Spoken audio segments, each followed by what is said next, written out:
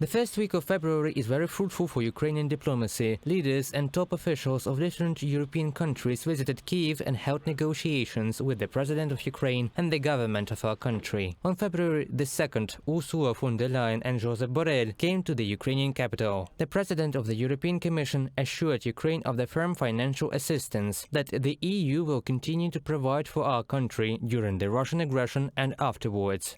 Europe has been by Ukraine's side since day one, because we know that the future of our continent is being written here. We know that you are fighting for more than yourselves. What is at stake is freedom. This is a fight of democracies against authoritarian regimes.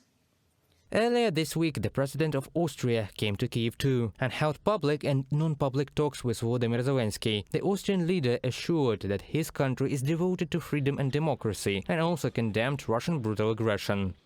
This terrible war of aggression, ordered by the Russian President Vladimir Putin, changed everything for you and for everyone in Ukraine. Suddenly, that had just been a safe home has become the site of a terrible war. Before our meeting here in Kyiv, my delegation and I were in Bucha and in Borodyanka, and what I saw has affected me deeply. The suffering, destruction, injustice and the cruelty of war are particularly palpable there. Of course, these kind of images are familiar from books and films, for example, about World War II, but to think that something like this is happening again today. Such a visit from the Austrian counterpart of President Zelensky is very important, especially after the joint decision of Austria and Hungary not to support Ukraine with military aid that was announced a couple days before.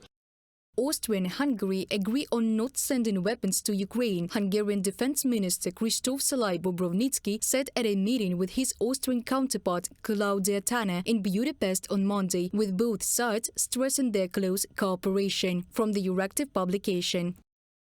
All this diplomatic activity is very fruitful for Ukraine-EU negotiations, especially before the Ukraine-EU summit, which is to be held already on February the 3rd, this Friday, where Ukrainian top officials prepare to announce important decisions on the ongoing European integration of Ukraine.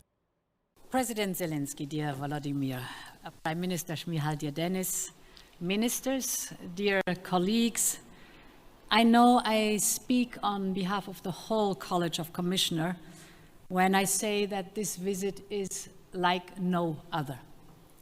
Today we have come to the heart of Europe because Ukraine has become the center of our continent. The place where our values are upheld, where our freedom is defended, where the future of Europe is written.